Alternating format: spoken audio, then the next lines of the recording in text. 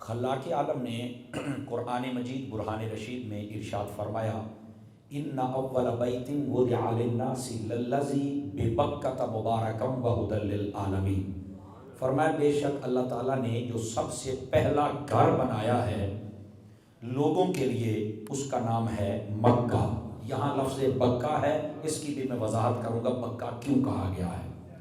فرمایا کہ اللہ نے یہ سب سے پہلا گھر لوگوں کے لیے بنایا ہے مبارکن، فرمایا یہ بڑی برکت والا ہے، وہدی للعالمین، اور فرمایا کائنات عالم کے لوگ یہاں سے ہدایت پاتے ہیں۔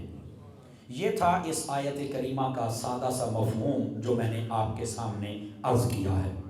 آپ توجہ فرمائیے کہ یہ آج موضوع، چونکہ میں نے پہلے اور موضوع دیے تھے آپ کو، لیکن ان کو بدل کر یہ موضوع پچھلے جمعے اور اس جمعے بیان کرنے کا کیوں مجھے ضرورت پیش آئی، اس کی وجہ یہ ہے کہ آپ نے تقریباً 1.5 ہفتے سے یہ خبریں سن رکھی ہوں گی کہ خانہ کعبہ کا اندر سے طواف بند کر دیا گیا ہے۔ یہ سنا ہے نا آپ حضرات نے؟ بعض لوگ اسے کہہ رہے ہیں کہ شاید یہ کرونا وائرس کی وجہ سے انہوں نے یہ طواف بند کیا ہے، جبکہ میں نے بتایا تھا کہ یہ اگر کرونا وائرس کی وجہ سے بند کیا گیا ہے تو وہاں تو زمزم ہے، زمزم میں شفا ہے، سمجھ آئی نا؟ اور یہ قرآن مجید کی آیت بتاتی ہے کہ جو وہاں جائے اس کو اللہ برکت عطا فرماتا ہے، سمجھ آئی نا؟ نہیں یہ قرآن مجید نے بتا دیا۔ اور اس سے اگلے حصے میں اللہ نے یہ بھی فرمایا وَمَن دَخَلَهُ كَانَ آمِنًا، فرمایا جو یہاں آ جائے اللہ اسے امن عطا فرما دیتا ہے۔ مفسرین کرام اس کی تشریح میں لکھتے ہیں بیماریوں سے بھی امن مل جاتا ہے، بڑی بڑی تکالیف سے بھی امن مل جاتا ہے، یہاں تک کہ اگر کوئی جانور بھاگتا ہوا یہاں تک آ جائے تو وہ بھی امن میں آ جاتا ہے۔ تو مطلب اللہ تعالیٰ نے اس اپنے گھر کو ایسی برکات سے نوازا ہے۔ تو کیا ہو گیا سعودی عرب کے حکومت کو اور وہاں کے ملا اور مفتیوں کو کہ انہوں نے یکدم یہ سب کچھ بند کر دیا کہ کرونا وائرس آ گیا، اور یہاں تو بیماریاں بھاگتی ہیں، سمجھ آ رہی نا میری بات؟ تو یہ پچھلے جو میں بھی کچھ میں نے عرض کیا تھا، آج یہ بات آپ کے سامنے چھیڑنے کا مقصد یہ ہے، آپ نے پتہ نہیں اس پر کوئی بات سنی ہے کہ نہیں، ہم تو پورا ہفتہ لگے رہے ہیں کہ ذرا تہ تک پہنچے کیا ہے۔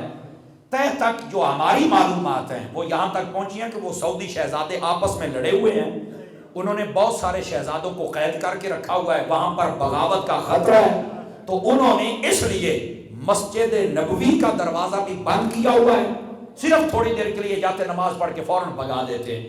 اسی طرح مسجد الحرام شریف کا دروازہ اندر سے مطاف بند ہے، اوپر والی منزلوں کے اوپر طواف جاری و ساری ہے، اور لوگوں کی آنکھوں میں دھوکہ ڈالتے ہیں کہ کرونا وائرس کی وجہ سے ہے۔ اور بھائی دوسریاں منزلات کرونا وائرس کوئی نہیں تے اندر کی میں مار گیا،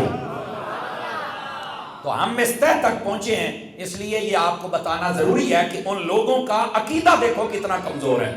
ویسے تو کہتے ہیں یہاں تو کچھ ہو ہی نہیں سکتا ہے، یہاں پر تو ہر قسم کی بیماری بھاگتی ہے، یہاں آ کر کسی اور نبی کو بھی نہیں پکارنے دیتے، نبی کے روضے پر کھڑے ہوں تب بھی کہتے ہیں اللہ ہنا، اللہ ادھر ہے، ایسے کہتے ہیں کہ نہیں کہتے آپ حضرات کو؟ تو اب اللہ کہاں ہے؟ آپ اس بات کو اپنے نوٹس میں رکھیں، یہ آپ کو بتانے کا مقصد یہ ہے کہ اصل وہاں مسائل اور چل رہے ہیں اور بند انہوں نے اللہ کے گھر کو کر دیا ہے، جبکہ یہ بات ہم مسلمانوں کو قابل قبول نہیں ہے۔ آپ اس بات کی تائید میں ہیں جتنے حضرات بیٹھے ہیں؟ یہ ہمیں قابل قبول نہیں ہے، یہ ان کو سوچنا ہوگا کہ ہمارا یہ عمل کس طرف لے کے جا رہا ہے۔ پچھلی جمعرات کو انہوں نے اصل میں بند کیا تھا، کیوں؟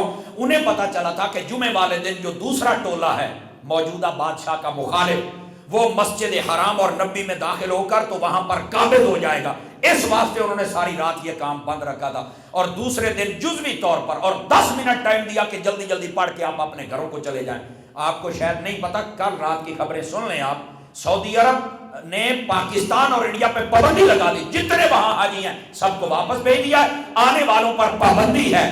خدا کے بندو تمہیں تو چاہیے تھا کہ آپ دروازے کھول دیتے کہ کرونا جہاں بھی جائے رب کے گھر میں کیسے آئے، یہاں آؤ اور اپنی بیماریاں دور کر کے جاؤ۔ سمجھ آ رہی ہے نا؟ یہی بات بنتی جی زمزم شریف کا پانی بند کر دی۔ یہ اب آپ کو ہم جب بتاتے ہیں رات کو تھوڑا سا پیغام ہم نے ڈالا تھا فیس بک پر تو بڑے کئی کیڑے مکوڑے نکلے, بڑی ان کو تکلیف ہوئی. میں کہا پتر ایہی تے تہاڈی منافقت ہے, میں تسی حق گل کر نہیں سکتے تے سنی حق گل لکا نہیں سکتے. یہی تو منافقت ہے جو تم لوگ بیان نہیں کر سکتے ہو, اور ہم آپ کو یہ مسئلہ بتا رہے ہیں. گرامی قدر حضرات, میں آج کا موضوع اس لیے آپ کے سامنے چھیڑا ہے کہ آپ کو پتہ چلے کہ وہاں پر حقائق کیا ہیں, جبکہ لوگوں کی آنکھوں کے اندر دھول کو ڈالا جا رہا ہے. اللہ تعالی ہم سب کو سمجھنے کی توفیق عطا فرمائے. اب بات سمجھے؟ آپ آئیے ذرا ادھر میری بات بھی سنیں تاکہ آپ کو سمجھ آئے نا. یہ موضوع بھی آپ سنتے چلے جائیں اور سمجھ بھی آتی چلی جائے گی.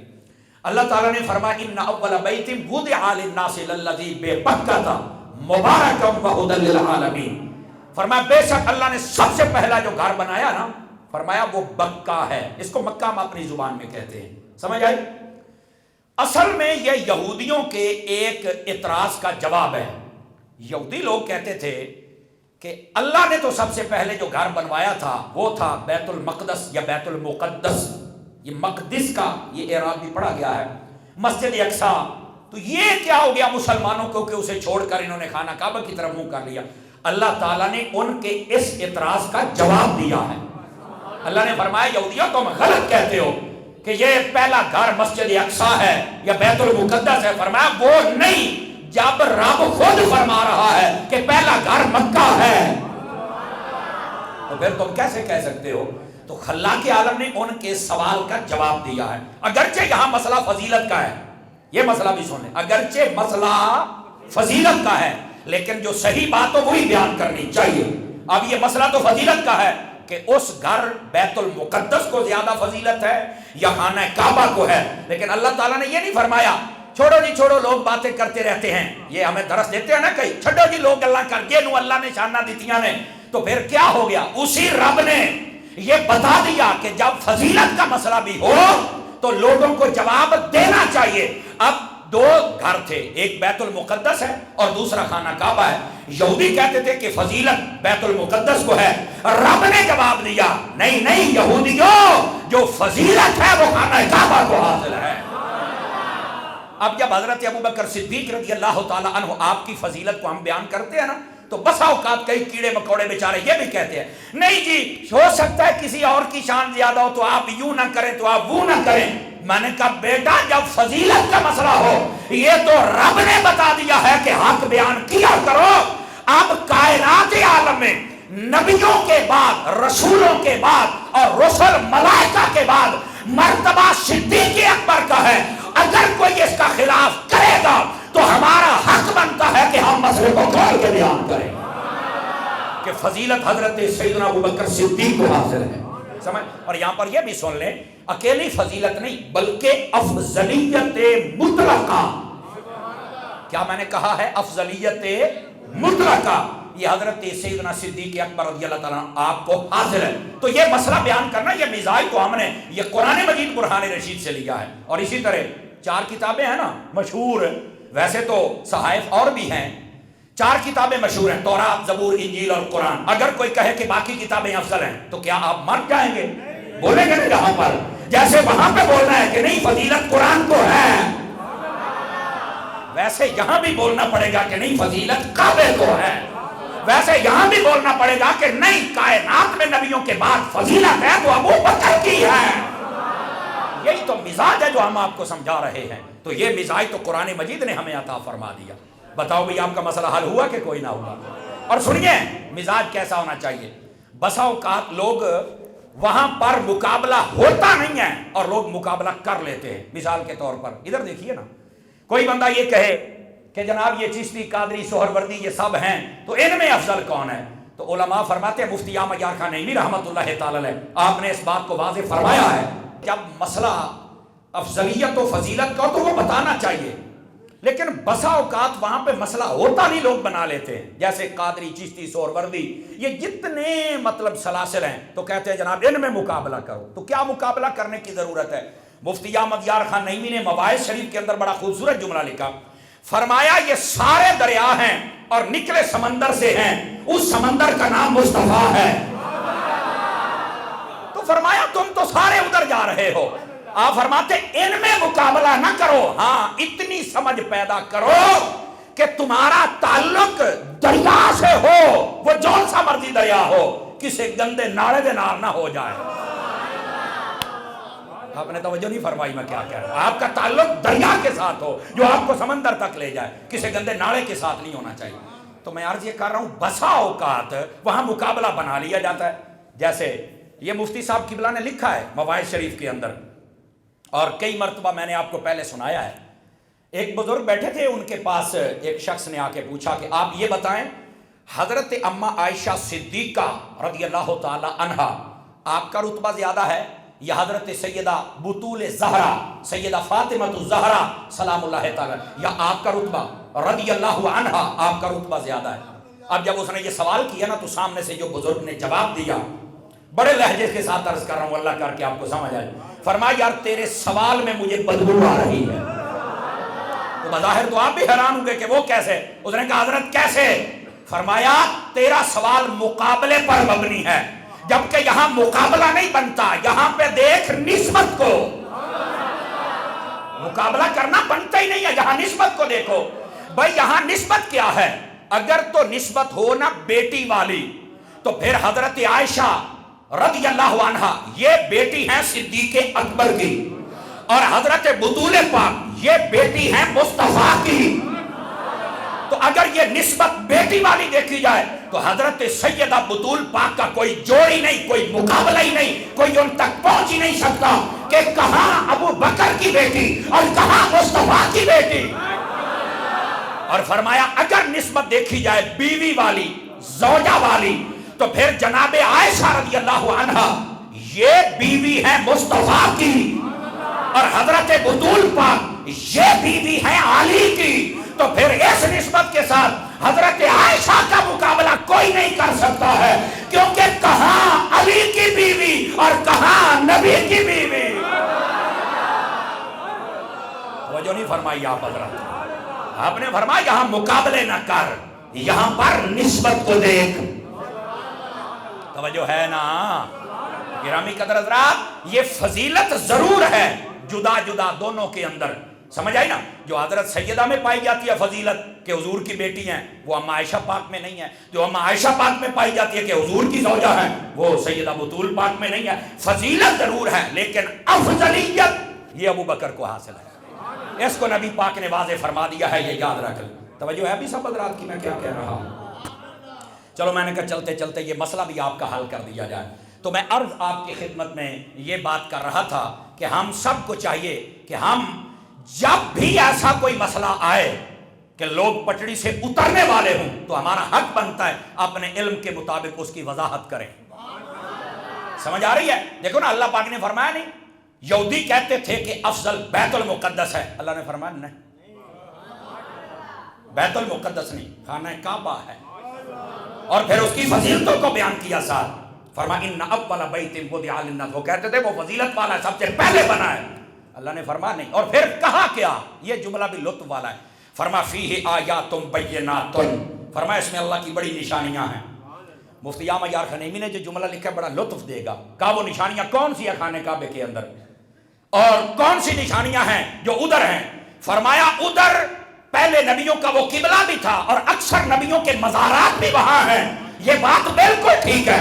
فرمایا لیکن خانہ کعبہ افضل اس لیے ہے کہ یہ خانہ کعبہ وہ جگہ ہے جہاں مصطفیٰ پیدا ہوئے ہیں۔ ان سارے نبیوں کا امام جس جگہ آیا، فرمایا اللہ نے اس جگہ کو فضیلت زیادہ عطا فرمائی۔ سمجھ آ رہی ہے میری بات؟ کوئی نہیں آ رہی؟ یہ سب سے بڑی نشانی ہے۔ ویسے حجر اسود بھی نشانی ہے، آواز کمزور ہے۔ ویسے زمزم شریف بھی نشانی ہے، سمجھ آ رہی ہے؟ یہ بہت ساری صفا مروہ نشانی ہے۔ یہ جتنے ارد گرد کے اس کے مقامات ہیں جو حدود حرم کے اندر آتے ہیں، مثال کے طور پر مینا، عرفات، مزدلفہ، یہ نشانیاں ہیں۔ گرامی قدر حضرات، یہ ساری فضیلت ایک اللہ کے عالم نے ارشاد فرمائی۔ تو ایک مسئلہ سمجھ گئے نا ہم حضرات، اگر آپ جاگ رہے ہیں تو۔ اب آئیے یہاں پر میں بات اگلی آپ کی خدمت میں عرض کروں۔ اللہ تعالیٰ نے قرآن مجید برہان رشید میں فرمایا، اللہ فرماتا ہے یہ جو پہلا گھر بنایا ہے نا خانہ کعبہ، اس کے اندر نشانیاں ہیں اور مقام ابراہیم کو خاص کر بیان کیا. مقام ابراہیم ہے کیا؟ وہ پتھر ہے جس کے اوپر کھڑے ہو کر حضرت ابراہیم علیہ السلام نے دعا مانگی تھی کہ یا اللہ اپنا محبوب نبی جو آخر و زمان نبی ہوگا اگر مہربانی کر کے میری اولاد میں سے پیدا فرما دے. سمجھ آئیے جناب؟ ربنا وابعث فیہم رسولا. آپ نے رسول پاک صلی اللہ علیہ وسلم ہمارے پیارے آقا علیہ السلام آپ کی آمد اور آپ کے لیے دعا کی کہ میری نسل میں سے پیدا ہو جائیں. یہ جب دعا کر رہے تھے نا تو وہ جو پتھر تھا اس نے آپ کے قدموں کو اپنے سینے میں جگہ دی. بلکہ اگر آپ علماء کو پڑھیں نا، امام سیوطی جیسوں کو، امام قسطلانی جیسوں کو، بڑے بڑے صوفیاء بزرگوں نے یہ لکھا ہے نبی جس پتھر پر قدم رکھتا ہے نا وہ پتھر آٹومیٹک موم ہو جاتا ہے. یہ معجزہ ہے انبیاء کا، یہ یاد رکھ لیں. آپ معجزات پر لکھی کوئی کتاب پڑھ لیں یہ معجزہ مل جائے گا. جہاں پر نبی قدم رکھے وہ پتھر موم ہو جاتا ہے اور اس پر قدم کے نشان بن جاتے ہیں. اب اس نظریے کو دیکھا جائے تو بہت سارے پتھروں کے اوپر قدم رکھے ہوں گے زندگی میں حضرت ابراہیم علیہ السلام نے، باقی سب کے نشان مٹ گئے. اس کا کیوں باقی رہا؟ یہ بھی تو ایک وجہ ہے نا. اب سنیے اس کی وجہ کیا ہے. اشاعت فرماتے ہیں باقیوں کے نشان مٹ گئے اس لیے بھی مٹائے گئے کہ ہر پتھر کی عزت ہر بندہ نہیں کر سکے گا. اس خاص پتھر کو اس لیے بھی یہ مقام بخشا گیا تاکہ لوگوں کو پتا چلے کہ میلاد شریف کی بات ہوئی تھی، اس پتھر کو برکت آج تک نصیب کر دی گئی ہے. نبی پاک کی آمد حضور کا میلاد ہی ہے نا جی. تو حضور کی آمد کا ذکر جس جگہ پہ ہو جائے اس کا نشان نہیں مٹتا ہے. سمجھ آ رہی ہے؟ یہی وجہ علماء فرماتے ہیں جہاں پر میلاد ہو جائے سال بھر بیماریاں نہیں رہتی ہیں. جس بستی میں ہو جائے اس بستی میں بیماری نہیں رہتی ہے. توجہ نہیں فرما رہے آپ. تو عزیزان مکرم اس واسطے یہ اس کو اللہ نے اپنی نشانی فرمایا. نشانی تو کہنا، اس کا مطلب ہے جو حضور کا ذکر کرے نا ہوتا وہ خوش نصیب ہے. اللہ تعالی ہم سب کو سمجھنے کی توفیق عطا فرما دے. جاگ رہے ہیں آپ سبھی حضرات؟ تو ایک یہ مسئلہ بھی آپ کے سامنے عرض کرنا تھا. اب آئیے جو میں بات آپ کی خدمت میں کہنے لگا ہوں. گرامی قدر حضرات، اللہ نے کیا فرمایا؟ مبارکم وہدی للعالمین. فرمایا یہ برکت والا ہے، اس کے اندر اللہ نے برکت رکھی ہے. اب دیکھو اس کے اندر برکات، سب سے بڑی برکت تو یہ ہے کہ اللہ نے اس کی نسبت اپنی طرف کی ہے کہ یہ میرا گھر ہے. سمجھ آ رہی ہے میری بات کی؟ اب دوسری بات، علماء فرماتے اس کے اندر زمزم ہے، وہ بھی برکت ہے. بلکہ نبی پاک علیہ السلام نے یہاں تک فرمایا زمزم کا پانی جو بندہ جس نیت سے پیے وہ پوری ہو جاتی ہے. بیمار ہے پیتا ہے کہ شفا مل جائے تو مل جائے گی، بھوکا ہے پیتا ہے کہ بھوک ختم ہو جائے گی. فرمایا پیاسا ہے پیتا ہے تو پیاس ختم ہو جائے گی. اگر کوئی مراد ہے اس نیت سے پیتا ہے کہ یا اللہ میری یہ جائز مراد پوری ہو جائے تو وہ پوری ہو جائے گی. یہ زمزم کے پانی کو یہ برکات ہے. تو کیا زمزم کا پانی اگر کوئی کرونا وائرس والا پیے گا تو اس کا وائرس دور نہیں ہوگا؟ تو پھر کیوں بند کیا گیا ہے بھائی زمزم کے پانی تک پہنچنے کے لیے؟ پتہ نہیں اب وہاں پہ کیا صورتحال ہے. جتنی خبر ہمارے تک ہے وہ تو بڑی تشویشناک ہے. اور مسئلہ کیا ہے؟ مسئلہ ہے اپنی آپس کی انا، اپنی جنگ. اور یہ میرا جملہ سنو، یہ کئیوں کو کیڑوں مکوڑوں کو بڑی تکلیف دے گا، عاشقوں کو سمجھ آئے گی. یزید نے جب خانہ کعبہ پر حملہ کروایا تھا اس وقت بھی طواف کو رکنا پڑا تھا، وہ بھی اقتدار کے لیے تھا. آج یہ اس کی نسل کے گندے گماشتے آ گئے جنہوں نے آ کر اللہ کے گھر کے طواف کو بند کر دیا ہے اور ان کا مقصد بھی صرف اپنا اقتدار ہے. ان لوگوں اپنا اقتدار نہ بچاؤ، اگر بچانا ہے تو ہمارے اسلام کی عظمت والی چیزوں کو بچایا جائے. رات کی کوئی نہیں، میں کیا کہہ رہا ہوں. خانہ کعبہ میں برکات ہیں. اللہ نے جب خود فرما دیا کہ وہاں برکت ہے، اس برکت کی ایک جھلک بتاؤں آپ حضرات کو اگر آپ جاگ رہے ہیں. آپ علماء، ائمہ، مفسرین کرام کو پڑھ کے دیکھیں. مفتی احمد یار خنیمی نے ایک بڑی پیاری بات لکھی. فرمایا جب بھی کوئی پرندہ بیمار ہو جائے وہ خانہ کعبہ کی چھت پر بیٹھ جاتا ہے، اللہ اسی وقت اسے شفا عطا فرما دیتا ہے. کیا ہو رہا ہے یہاں پر؟ یہاں پر بیماروں کو بھگایا جا رہا ہے. یہاں تو جاتے اس لیے تھے تاکہ گناہوں کی بیماری دور ہو جائے. جاتے اس لیے تھے ظاہری اور باطنی بیماریاں دور ہو جائیں. اور یہاں پر ڈرامہ بنا دیا کرونا کا، اور اصل اپنا رونا ہے. یہ کرونا نہیں، یہ حکومت کا رونا ہے.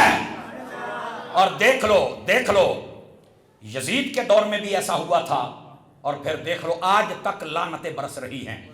موجودہ حکمرانوں کو یہ سوچنا ہوگا. یہ ان کے مولوی نہیں بتائیں گے، نہ ان بیچاروں میں جرأت ہے، یہ ہم ہی آپ کو بتائیں گے. اور بھائی اس نے یہ کام کیا تھا، لیکن آج تک لعنتیں برس رہی ہیں. کوئی بندہ اپنے بیٹے کا نام یزید نہیں رکھ سکتا. سمجھ آئیے نا؟ اللہ یہ کہ وہ انٹرنیشنل بے حیا ہو تو پھر اس کی اپنی مرضی ہے. گرامی قدر حضرات، ان حکمرانوں کو بھی چاہیے خدا کا خوف کریں، خانہ کعبہ کا طواف نہ بند کریں. اب کہتے ہیں کرونا کا ڈرامہ کرتے ہیں، لیکن یہاں پر میرا سوال یہ، اگر آ بھی جائے تو وہاں سے تو شفائیں ملتی ہیں، وہاں سے تو شفائیں ملتی ہیں. تو یہ دروازہ پھر باہر والی منازل چل رہی ہیں، باہر کرونے اور کوئی نہیں آئے. اندر ہی آنا تھا اس نے. کمال ہو گیا یار. اصل معاملہ ان کے اقتدار کا ہے. یہ کئیوں کو ابھی نہیں نا سمجھ آ رہی. کوئی نہیں میرا بچڑا، تو انہوں آ جائے گی سمجھ، آ جائے گی سمجھ، ٹینشن نہ لاؤ. اکثر ایسا ہوتا ہے اہل سنت کے لوگ جب سچ بولتے تو کئیوں پیڑ ہوندی ہے. سمجھ آ رہی ہے نا؟ تو میں نے آپ کو بتایا نہیں تھا جی رہے او دیاڑے نہیں نا، یہ بھی نہیں. اور یہ ایسا ماحول کریٹ کیا جا رہا ہے کہ پتہ چل جائے کہ ہم حکمران ہیں، ہمارے پاس سب کچھ ہے. میں نے کہا تمہارے پاس کچھ بھی نہیں ہے. اللہ تعالیٰ نے اپنے گھر کی حفاظت کرنی ہے. تمہیں اتنا ڈر کس بات کا ہے؟ یزید ورگے اس گھر میں اجاڑ نہ سکے. نہیں توجہ فرمائی آپ حضرات نے. تو تم جیسے کیسے اجاڑ سکیں گے؟ یہ لوگ کیسے اجاڑ سکیں گے؟ نہیں وہ تھے. ابھی تو چلو حکومتیں چل رہی ہے نا، اور اپنے آپ کو مسلمان کہلواتے ہیں. تو جب وہاں پہ بظاہر اتنی بڑی مسلمانیت کی طاقت ہی نہیں تھی، بظاہر یہ اس وقت کو یاد کرو نا بھائی جب نبی پاک کے دادا حضرت عبد المطلب رضی اللہ تعالی عنہ آپ تھے، اور ابرہہ نامی بادشاہ آیا تھا. سورۃ الفیل کو پڑھ کے دیکھو، اس نے بھی حملہ کرنے کا ارادہ کیا تھا. پھر کیا ہوا تھا بتایا آپ کو؟ بظاہر تو اتنی بڑی فوج ہی نہیں تھی. اور انہوں نے کیا کہا؟ انہوں نے کہا جی میرے اونٹ واپس کر دے، میں گھر جا رہا ہوں. تو انہوں نے کہا جی ہم کعبہ گرانے آئے، آپ کو ڈر نہیں لگتا؟ ہمارا مقابلہ نہیں کرو گے؟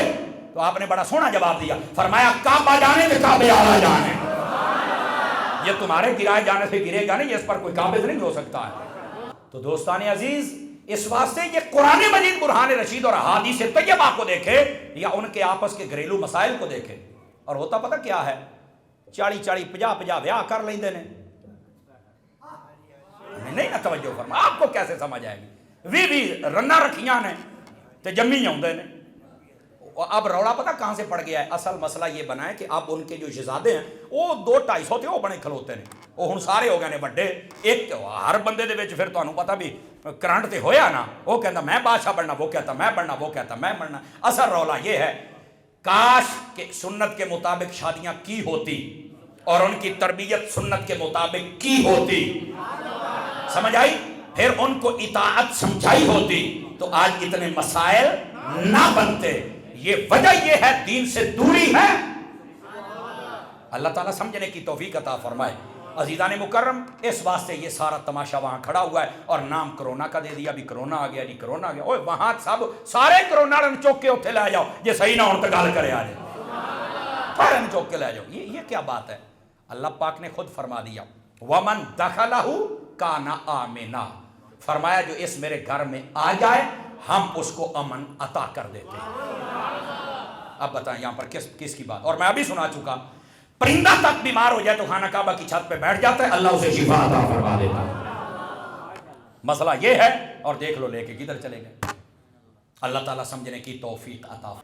خانہ کعبہ کے طواف کو بند کرنا اور مسجد نبوی کے اندر جو ترک نے مسجد بنائی ہے نا، اس کو صرف نماز اور اس کے فوراً بعد بند کر دینا اور یہ کہنا کہ کرونا وائرس کی وجہ سے ہے، یہ اچھی بات ہے.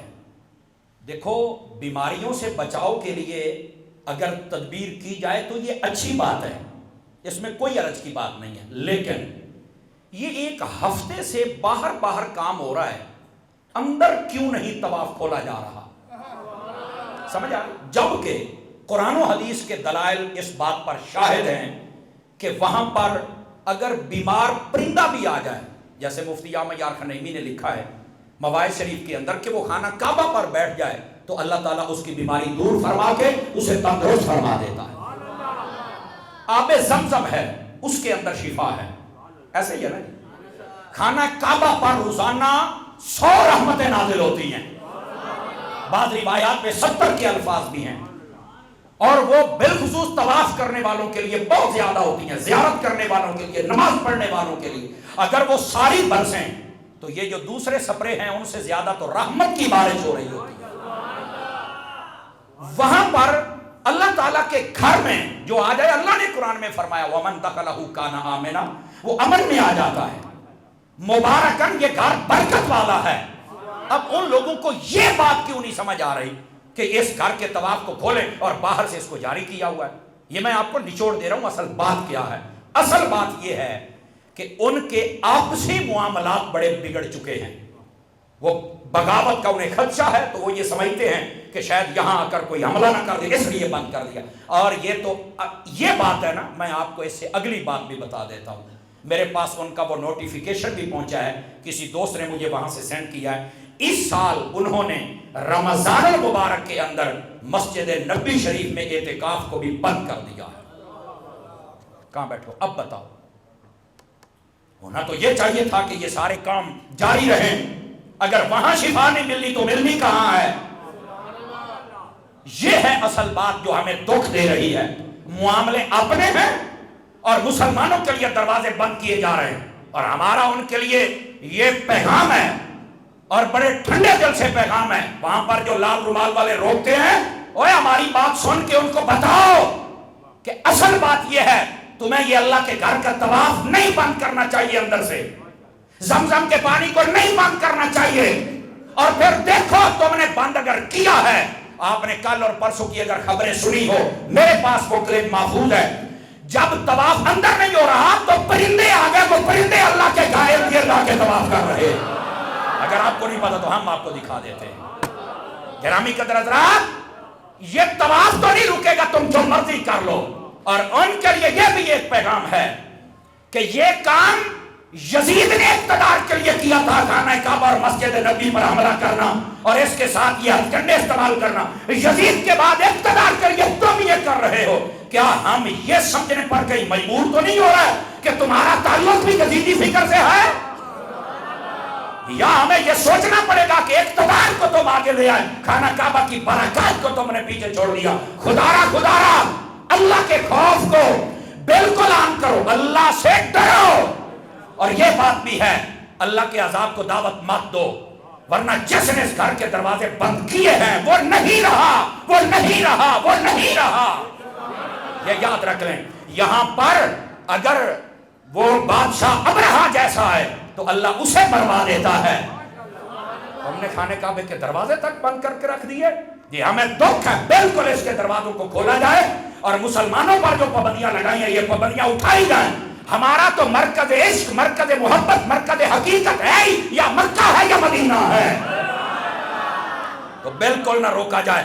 اپنی ان باتوں پر غور کرو اور اللہ کی بارگاہ میں توبہ کرو، رجوع کرو، اور یہ دروازے کھولو تاکہ عاشق آئیں، اپنے رب کے گھر کو بھی دیکھیں اور مصطفیٰ کے در کو بھی دیکھیں۔ سمجھ آ رہی ہے میری بات؟ گرامی کا یہ تھا رہا تھا لب لباب جو میں نے آپ کو عرض کیا۔ اللہ تعالیٰ ہمیں سمجھنے کی توفیق عطا فرمائے۔ اب آئیے، ملک کے اندر جب بھی کوئی ایسا مسئلہ ہوتا ہے نا، کسی بھی حوالے سے، مثال کے طور پر آپ دیکھیں، یہ بڑا خاص پیغام ہے آپ کی خدمت میں عرض کر رہا ہوں۔ جب بھی ملک کے اندر کوئی ایسا ویسا مسئلہ پیش آتا ہے نا، تو آپ کو جہاں پر بہت سارے علماء اور بہت سارے احباب ان موضوعات پر تربیت کرتے نظر آتے ہیں، وہاں پر پہلی صف میں کھڑی دعوت اسلامی بھی آپ کو نظر آتی ہے۔ دیکھیں، جب ڈرائیوروں، آپ نے 1-2 سال سے دیکھا بڑے ایکسیڈنٹ ہو رہے تھے، ڈرائیور بڑی بد احتیاطی کر رہے تھے، تو اس وقت امیر دعوت اسلامی حضرت علامہ پیر محمد الیاس اتار قادری رضوی دامت برکات بلا لیا، آپ نے ڈرائیوروں کو بلایا، بالخصوص کراچی کے احباب کو، آپ نے کہا ایک تو احتیاط کریں، اپنی جان اور جو آپ کے ساتھ 60-70 بندے بیٹھے ان کی جان کی بھی فکر کریں. اور دوسرا یہ کہا کہ اپنی گاڑیوں کی مینٹیننس بھی رکھا کریں. کسی کا دروازہ نہیں, کسی کا ہارن نہیں, کسی کی لائٹ نہیں, ہر اعتبار سے آپ نے تربیت فرمائی. اور پھر کمال یہ کر دیا, فرمایا پورے پاکستان میں میرے مریدین جہاں بھی ہیں, یہ ہوتی ہے پیر کی ہر اعتبار سے. آپ نے یہ فرمایا کہ وہ اس موٹر سائیکل پر ہیں تو ہیلمٹ استعمال کریں, اور اپنے جو ان کا راستہ ہے اسی پر چلیں. گاڑیوں پر ہے تو مکمل لائسنس, گاڑی کے کاغذات سب کو چلیں. اور یہ فرما دیا کہ پورے پاکستان کے جتنے ٹریفک پولیس والے ہیں میری اس بات کو سنیں, اگر میرا کوئی مرید وہ وائلیشن کرتا ہے تو اس کا چلان کر دیا جائے. ایسے کھلے دل. اس کا مطلب یہ ہے کہ یہ لوگ ملک کے ساتھ بھی مخلص ہیں اور مسلک کے ساتھ بھی مخلص ہیں. یہی وجہ ہے ان لوگوں کے کسی کام میں کسی حکومت نے آج تک رکاوٹ نہیں ڈالی, کیونکہ یہ روڑے اٹکانے والے لوگ نہیں ہیں. بڑے قریب سے ہم نے ان لوگوں کو دیکھا ہے, یہ روڑے اٹکانے والے نہیں ہیں, بلکہ بڑے سے بڑے پتھر کو بھی ہٹا کر عشق مصطفیٰ کے راستے پر قوم کو چلانے والے لوگ ہیں. اچھا, جب کرونا وائرس کا معاملہ آیا تو آپ نے دیکھا ہوگا, میں نے مختلف کلپ سنے ہیں, یہ مفتی دعوت اسلامی مفتی محمد قاسم رضا العطاری صاحب, آپ کے بھی, ہمارے جو حاجی عبدالحبیب عطاری صاحب ہیں ان کے بھی, دعوت اسلامی کی نگران شورا جو نگران شورا ہیں حاجی محمد عمران ان کے بھی, اور خود امیر اہل سنت کے بھی کتنی تدبیریں آپ بتا رہے ہیں اس میں, اور مختلف دعائیں بتائی جا رہی ہیں کہ آپ ان دعاؤں کو پڑھا کریں, باوضو رہا کریں, درود پاک پڑھا کریں. اور حاجی عبدالحبیب کی بات مجھے بڑی پسند آئی, وہ کہنے لگے کہ جب بندہ درود پاک پڑھتا ہے تو 10 رحمتیں برستی ہیں, تو جب بندہ پڑھتا ہی رہے جس پر اتنی رحمتیں برسیں گی پھر کرونا وائرس تو قریب نہیں نہ آ سکتا ہے اس کے. تو سمجھنے کے لیے تو ایک بات ہی کافی ہوتی ہے. اور پھر دعوت اسلامی کے امیر مولانا پیر محمد الیاس عطار قادری رضوی صاحب, آپ نے اس معاملے کے اندر بھی امت کی اس حالت کو دیکھتے ہوئے آپ نے کیا کیا, یہ جو 15 مارچ آ رہی ہے, 15 مارچ اتوار کا دن ہے, پرسوں رات 9 بجے تقریباً مدنی چینل پر اجتماعی دعا ہوگی تاکہ اللہ تعالی ہمارے ملک کے اندر اس پھیلنے والے وائرس سے تمام مسلمانوں کو محفوظ فرمائے. تو میں آپ سے ریکویسٹ کروں گا کہ جو کراچی اور گردنوا کے ہیں وہ وہاں اجتماع میں پہنچے, فیضان مدینہ میں پہنچے, اور جو لوگ دور پورے ملک پوری دنیا میں جہاں تک ہمارا پیغام جائے, میری ریکویسٹ ہے ایک ولی کامل دعا کروائے گا. آپ 9 بجے سے لے کر جتنا ہو سکے آپ مدنی چینل کو دیکھیں, جب دعا ہو آمین کہیں, اس ولی کامل کی زبان سے نکلی ہوئی دعا کا صدقہ پتہ نہیں کس کی آمین اور بھی قبول ہو جائے, اللہ تعالیٰ ہمارے ملک اور پوری دنیا سے اس وبا کو دور فرما دے. سمجھ آ رہی ہے؟ تو 15 تاریخ دیکھیں گے مدنی چینل آپ 15. اللہ تعالیٰ ان لوگوں کو جزائے خیر دے. یقین فرمائیں پروفیسر ہوں, ڈاکٹر ہوں, ماسٹر ہوں, دردی ہوں, نابینا ہوں, لنگڑے لولے لوگ ہوں, خصوصی افراد جن کو کہا جاتا ہے, یہ ان میں دونوں آ جاتے ہیں. ان تمام کے لیے دعوت اسلامی کیسا بھلے کا کام کر رہی ہے. اور پھر بچے ہوں یا بچیاں ہوں ان کی تعلیم کا نظام ہے, بڑے ہو یا چھوٹے ہوں ان کے لیے ہر اعتبار سے یہ تربیتی نظام جاری ہے. تو میں آپ سے ریکویسٹ کروں گا کب تک یار در بدر بھٹکتے رہو گے, ایک مرکز پہ اکٹھے ہو جاؤ نا یار. سمجھ آ رہی ہے؟ صحیح العقائد لوگ ہیں, صحیح الاعمال لوگ ہیں, صحیح الافعال لوگ ہیں. اللہ تعالیٰ ان کو جزائے خیر عطا فرمائے, اور جتنے احباب تعاون فرماتے ہیں اللہ پاک سب کو برکات کثیرہ عطا فرمائے. اب یہ بات بھی آپ سمجھ چکے ہیں میں نے کیا کہا ہے آپ حضرات. اب آ جائیے اگلی بات آپ کے خدمت میں عرض کروں. میرے پیارے دوستو, چونکہ یہ جو آنے والا جمعہ ہے اس پر تو ہم تفصیل کے ساتھ بات کریں گے ہی کریں گے, اللہ کر کے کوئی اور ایسا مسئلہ نہ ہو, بات پہلے کرنی پڑے گی. سمجھ آئی نا؟ معراج شریف 22 مارچ,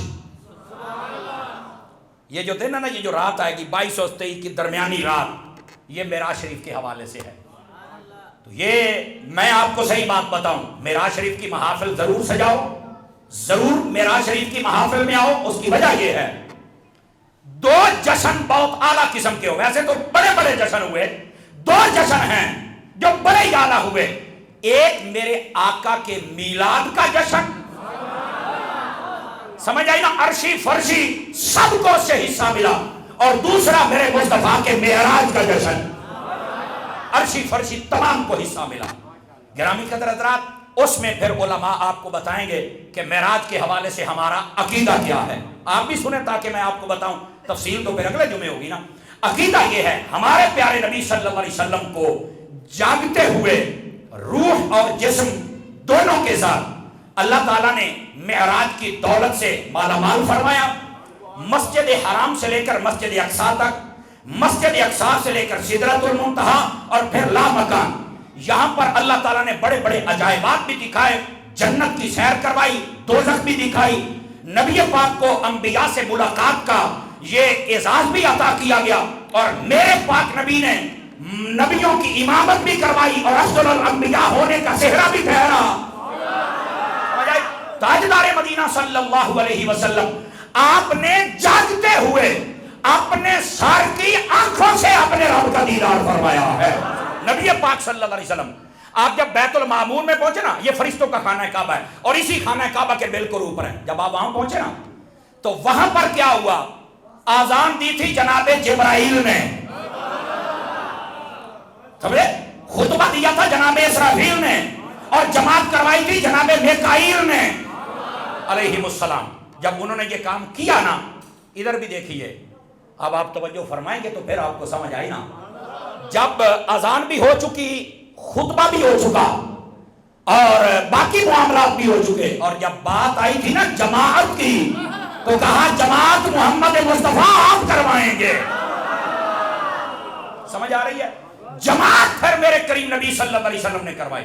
آپ ذرا توجہ بھی فرمائیے آپ حضرات. میں آپ کو ایک بات بتاؤں، جب یہ فرشتوں نے وہاں پر جماعت کروا لی نا، یہ سارے معاملات ہو گئے، تو پتہ پھر کیا ہوا تھا؟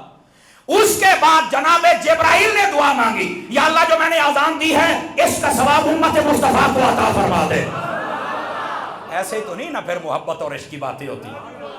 تو جناب حضرت میکائیل نے کہا جو میں نے خطبہ دیا ہے اس کا ثواب امت مصطفیٰ کو عطا کر دیا جائے، یہ سارے ثواب امت مصطفیٰ کو ملے. ارے بابا، فرشتے بھی تم سے محبت کرتے ہیں کیونکہ تمہیں نسبت میرے محبوب مکرم سے نصیب ہو چکی ہے. سمجھ آ رہی ہے میری بات آپ حضرات کو؟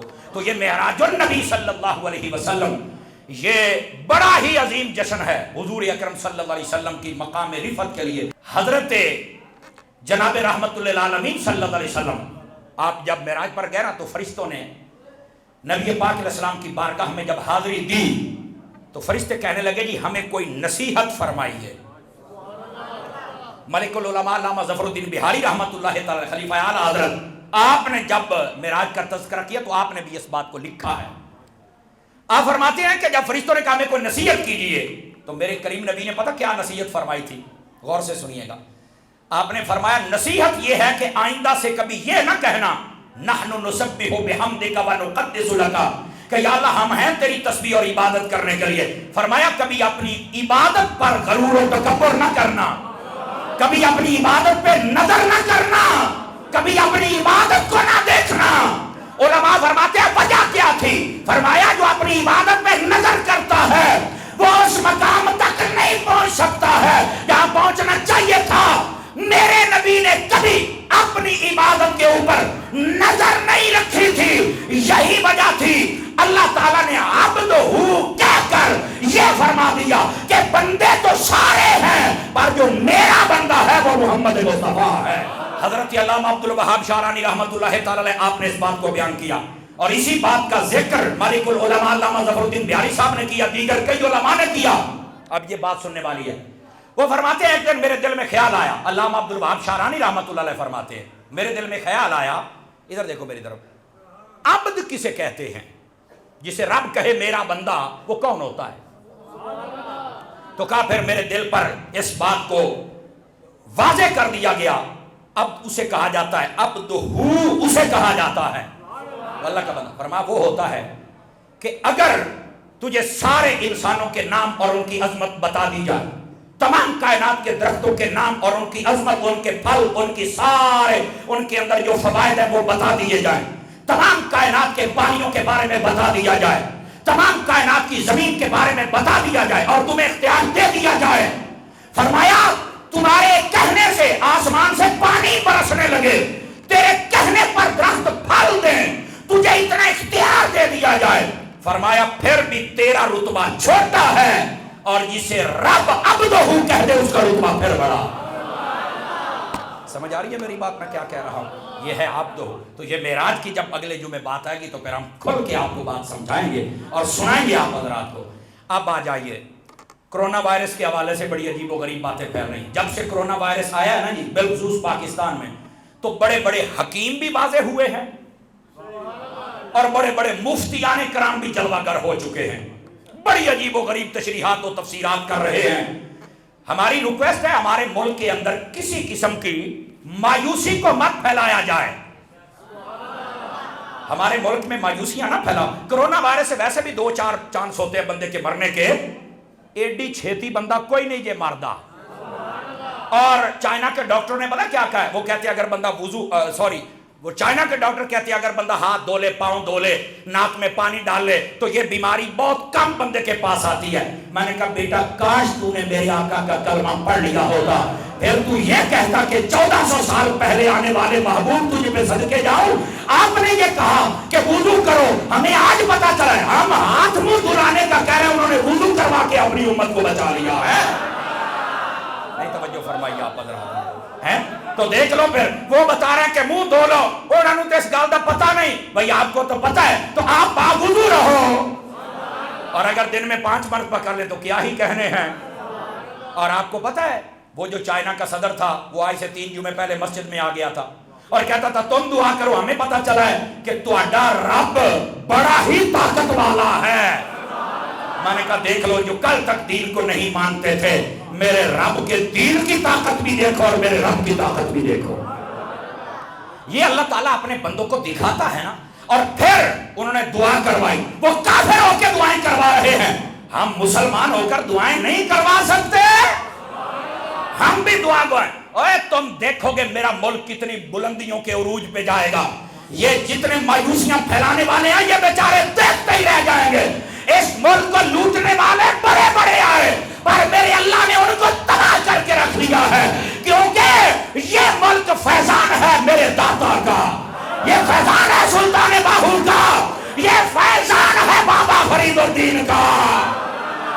یہاں پر اولیاء کی نگاہ ہے، میرے رب کے رحمت کی نگاہ ہے، آپ دیکھیں گے یہ میرا پاکستان بہت آگے جائے گا۔ اس میں مایوسیاں مت پھیلاؤ۔ اور پھر بڑے عجیب و غریب قسم کے مفتی آ گئے، وہ کہتے ہیں یہ ہوتا نا پیاز یہ کھائیں تو کرونا وائرس نہیں ہوتا، اور فیس بک کے بعد چاہ رہی کہتے جڑے ارائیں نہیں انہوں نے دھونے نہیں چاہیے، ارائیاں نو کہ نہیں ہوئے تو گنڈے کھان والی قوم ہے۔ میں نے کہا بڑے بڑے مفتی آ گئے یار، یہ مطلب ارائیاں دی قوم تو سائڈ دی ہو گئی نا۔ تو یہ ایسی باتیں بےہودگی والی عجیب و غریب تماشا بنا رکھا ہے قوم نے۔ بھائی جان وضو کرو، درود و سلام پڑھو، نماز کے قریب آ جاؤ، بالکل نہیں۔ اور پھر کیا تبصرہ کئی کچھ کرتے ہیں، وہ جی وہ حرام کھاتے تھے تو حرام کھانے سے وہاں پر یہ وائرس پھیلا۔ تو میں نے کہا یہاں پر جو بہنوں کا حق کھا رہا ہے، بھائیوں کا حق کھا رہا ہے، بیٹیوں کا حق کھا رہا ہے، جو ملاوٹ کر رہا ہے، جو 2 نمبری کر رہا ہے، تو یہ کیا حرام نہیں ہے؟ جو اپنی آنکھوں کے ساتھ بے حیائی والے مناظر دیکھتا ہے، اپنے کانوں سے جب گانے سنتا ہے، یہ کتنی بے حیائیاں کرتے ہیں، کیا یہ حرام نہیں؟ اور کہ ہیں تو میں نے کہا پھر وہ عذاب یہاں بھی آئے گا، اس سے قبل توبہ کر لو۔ سمجھ آ رہی ہے میری بات؟ ہمیں توبہ کرنی چاہیے اپنے رب کی بارگاہ کے اندر۔ گرامی قدر حضرات، اس واسطے اپنے جتنے بھی لوگ ہیں ارد گرد کے ان کو بھی یہ پیغام اور میسج دو کہ باوضو رہیں تاکہ اس بیماری سے بچے رہیں۔ توجہ ہے نا؟ اور یہ جو کرونا وائرس ہوتا ہے نا یہ 2 طرح کا ہوتا ہے، ایک ہوتا ہے عملی اعتبار سے، ایک عقیدے کے اعتبار سے۔ دعا کیا کریں نہ ہمارے عمل میں کوئی بد عقیدگی کا وائرس آئے اور نہ ہمارے عقیدے کے اندر کوئی بد عقیدگی کا وائرس آئے، نہ بے عملی کا وائرس ہو نہ بد عقیدگی کا وائرس ہو۔